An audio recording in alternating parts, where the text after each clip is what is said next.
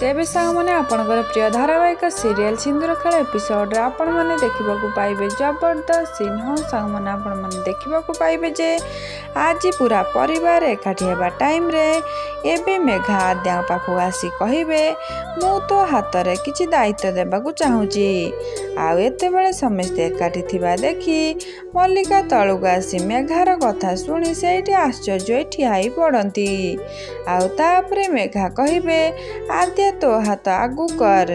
आउ सेतेबेले आद्या मेघा कथा अमान्य न करी हाथ को आगु करवा मात्रे एबे मेघा निज कमरु चाबी गुच्छा बाहर करी आद्या हाथ रे देई कहिबे ए पटनायक परिवार रे एबे सबु दायित्व तोर।